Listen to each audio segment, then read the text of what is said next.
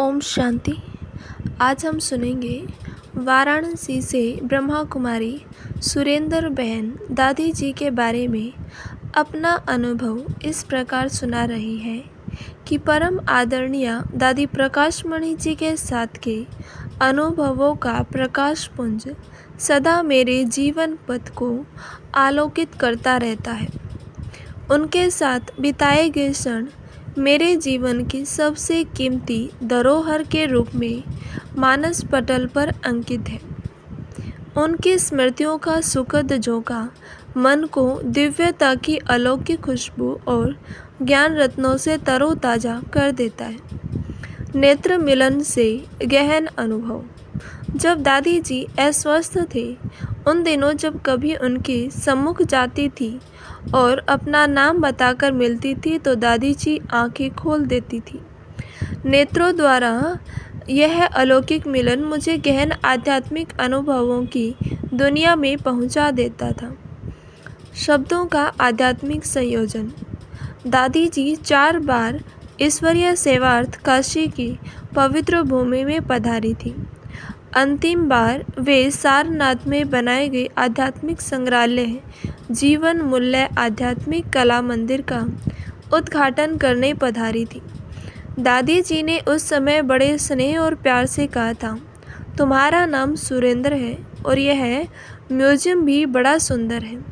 इस प्रकार आदरणीय दादी जी को शब्दों को सहज ढंग से आध्यात्मिक रूप से संयोजित करने में महारत हासिल थी। प्राय जब भी मैं दादी जी से मिलती थी वे कहा करती थी कि जैसे बाबा ने कहा है काशी से बाबा की प्रत्यक्षता होगी, वैसे ही यहाँ म्यूजियम से विशेष सेवा होगी। आज इसे हम प्रत्यक्ष रूप से देख और अनुभव कर रहे हैं। प्रशासन के क्षेत्र में उसका प्रसिद्ध वाक्य स्वयं को हेड समझने से हेडेक होता है और निमित्त समझने से हेडेक अर्थात मानसिक कष्ट दूर होता है। आज प्रशासनिक और प्रबंधन के क्षेत्र में सफलताओं और कुशलता का महामंत्र बन गया। दादी जी वास्तव में यज्ञ माता मातेश्वरी जगदम्बा सरस्वती की वास्तविक उत्तराधिकारी थी, जिन्होंने अंतिम श्वास तक बड़े ही प्यार और जिम्मेवारी के साथ सेवा करते हुए यज्ञ को नई ऊंचाइयों तक पहुंचाया। बोझ हो जाता था छू मंत्र। दादी जी के प्रशासनिक क्षेत्र में आध्यात्मिक गुणों एवं शक्तियों का प्रयोग करके संपूर्ण विश्व को एक अनमोल उपहार दिया है। दादी जी ने अपने प्रशासनिक कौशल द्वारा ब्रह्मा कुमारी संस्था को एक वैश्विक संस्था बना दिया। वर्तमान समय में मानव प्रबंधन सबसे बड़ी चुनौती है। दादी जी में प्रत्येक मनुष्य आत्मा में छिपी हुई आंतरिक शक्तियों को पहचानने की अद्भुत शक्ति थी। वे पत्थर को पारस में बदलने की दिव्य कला के साक्षात अवतार थी। दादी जी प्रत्येक मनुष्य आत्मा में गहरा विश्वास करती थी और हर कार्य व्यवहार को सहजता से संपन्न करती थी। उन्होंने कभी प्रशासनिक शक्तियों का केंद्रीकरण नहीं किया। दादी जी के सानिध्य में आने से जिम्मेवारियों का बोझ जैसे छू मंतर हो जाता था। व्यस्तता के बीच सहज रहने की कला मैंने दादी जी से सीखी। कराया अपनेपन का एहसास। दादी जी के संपर्क में रहकर मैंने परिस्थितियों को बदलते हुए देखा। उनकी उपस्थिति मात्र से आत्माओं में उमंग उत्साह भर जाता था। हताश या निराश आत्माओं को भी उनके अंदर छिपी हुई विशेषताओं का बोध कराकर दादी जी उनमें नई ऊर्जा का संचार कर देती थी। इतने बड़े संगठन के कुशल संचालन हेतु दादी जी ने हरेक के विचार और भावनाओं की कद्र करते हुए छोटे बड़े सभी को अपनेपन का एहसास कराया। उनके सामने कोई भी बिना किसी संकोच और भय के अपनी भावनाओं, समस्याओं एवं पुरुषार्थ की गहराइयों की गुत्थी सुलझाने पहुंच जाता था। सचमुच दादी प्रकाशमणि एक ऐसी पारसमणि थी जिनके संपर्क में आने वाला हर कोई निश्चल प्रेम, आत्मविश्वास एवं दिव्यता से निखर उठता था। दादी जी की सूक्ष्म उपस्थिति देती प्रेरणा। दादी जी के सामने कोई भी जाता, दादी जी उसे निस्वार्थ प्यार अलौकिक खुशी और शक्ति से संपन्न कर देती थी। यज्ञ के बड़े बड़े कार्यों और सेवाओं को विस्तार देने में दादी जी ने जो महत्वपूर्ण पार्ट बजाया है वह आज हम सभी के लिए अनुकरणीय बन गया है। दादी जी की दिव्य और सूक्ष्म उपस्थिति आज भी हमें प्रेरणा और नई शक्ति प्रदान करती रहती है। धन्य है हम सभी जिन्हें ऐसी दादी माँ का सानिध्य मिला, प्यार और दुलार मिला। मुजफ्फरपुर सेवा केंद्र की निमित्त संचालिका ब्रह्मा कुमारी रानी बहन दादी जी के बारे में लिखती हैं। प्राण प्यारी, मनहरणी, सम्माननीय, मीठी मीठी दादी जी की यादें कदम कदम पर याद आती रहती है। दादी जी ने सभी के दिलों पर राज्य किया, हर समय बाबा सम्मुख। सन 1965 में मुंबई में एक वर्ष दादी के साथ रहने का मुझे मौका मिला, जिसमें देखा कि दादी निरंतर बाबा को याद करती थी। एक दिन की बात है, दादी के सिर में दर्द हो रहा था। मैं बाम लगा रही थी, कमरे में और कोई नहीं था। अचानक दादी ने कहा, रानी देखो, बाबा मेरे सामने खड़ा है। फिर कुछ समय के बाद दादी बोली, सारे दिन में कोई समय ऐसा नहीं होता जब बाबा मेरे सामने न हो। मैंने पूछा, दादी कौन सा बाबा? दादी ने कहा, दोनों कंबाइंड है ना। दादी के ये अनुभव के बोल मेरे अंदर समा गए कि मैं भी बाबा को हर समय सम्मुख अनुभव करने लगी, याद करने लगी। दिलों को जानने वाली। एक बार की बात है, मुजफ्फरपुर में मकान बन रहा था। मैं अचानक ही मधुबन आ गई। सोचा था बाबा के कमरे में बैठ बाबा को याद करके आऊँगी तो मकान सभी के सहयोग से सहज ही बन जाएगा। एक दिन नाश्ते के बाद मैं पांडव भवन में हिस्ट्री हॉल के बाहर बैठ गई। दादी पार्टियों से मिलती रही, जब भी बाहर आती थी मुझे देखती थी।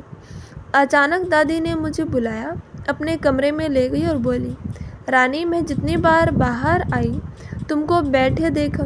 मैंने कहा, दादी मैं अकेली आई हूँ इसलिए यहाँ बैठी हूँ। दादी ने कहा, नहीं, तुम्हारे पास मकान बन रहे हैं ना, तुम्हें चिंता हो गई है।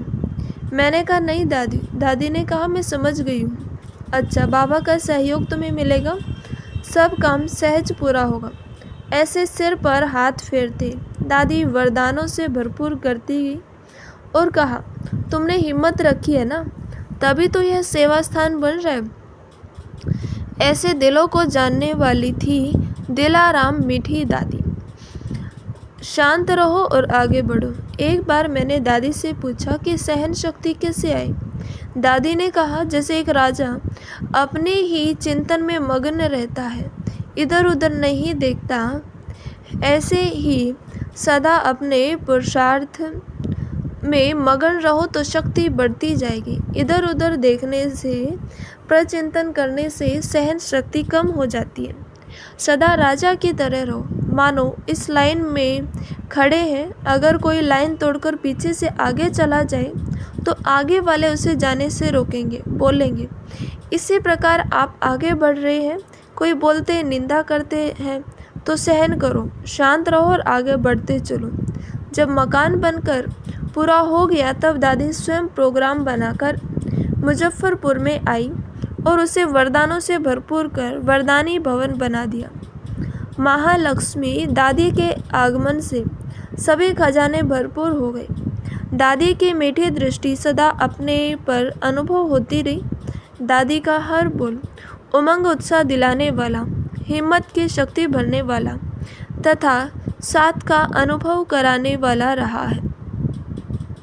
लुधियाना की निमित्त संचालिका राजबहन राजयोगिनी दादी प्रकाशमणि जी के प्रति अपने उद्गार इस प्रकार व्यक्त करती। दादी मुझे हमेशा राजी कहकर पुकारती थी।